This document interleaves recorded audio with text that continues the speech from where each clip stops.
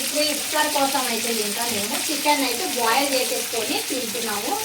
అంటే మనము ఉపవాసం ఉన్నాం కదా, అందుకనేసి ఇప్పుడు చికెన్ బాయిల్ చేసుకొని తింటే ఇంకా చాలా హెల్దీ కూడా ఉంటుంది.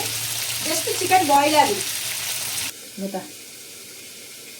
ఇప్పుడైతే ఉదయం నుండి మేము ఉపవాసం ఉన్నాం కదా, ఇఫ్తార్ కోసం పుల్లటి చారు చాలా బాగుంటుంది అనేసి నేను టమోటా సన్నంగా అయితే కటింగ్ చేశాను. అది కూడా బాగా ఎర్రగా పండిన టమోటా అయితే తీసుకున్నాను.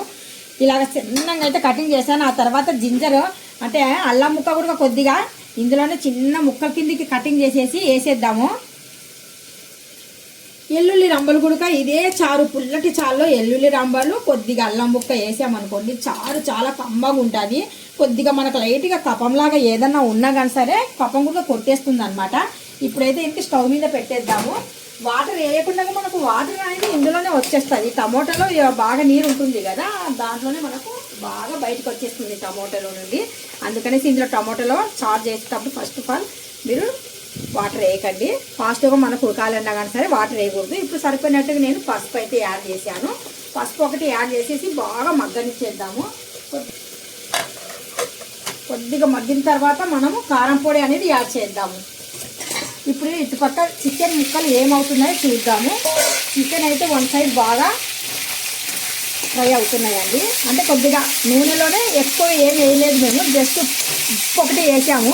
కొద్దిగా ఉప్పుగా తింటే ఇంకా బాగుంటుంది. ఎక్కువగా కారము అలాంటివి ఎక్కువ వేయలేదు. మనం ఉదయం నుండి సాయంత్రం వరకు ఉపవాసం ఉండి ఉండి ఉండి ఎక్కువగా హెవీగా అల్లం వెల్లుల్లి పేస్ట్ అయినా కారం అయినా కానీ సరే తింటే కొద్దిగా ఆరాటం కడుపులో అదొకలాగా ఉంటుంది. ఇది అయితే చాలా బాగుంటుంది, హెల్దీ బాగుంటుంది. పైనుండి వచ్చేసి బాయిల్ చేసేది చికెన్ ఇది. ఇప్పుడు మనకు టమోటాలు లైట్గా మగ్గాయండి. మగ్గిన తర్వాత ఇందులో మనం జస్ట్ కొద్దిగా కారం పొడి కూడా యాడ్ చేసేద్దాము.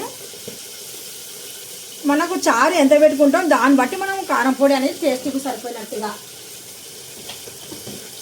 చింతపండు కొద్దిగా మనం శుభ్రంగా కడిగేసి మనం టమోటా ముక్కలలో వేసేద్దాము. చింతపండు ఎత్తి ఇంకా చారు ఇంకా రుచిగా ఉంటుంది.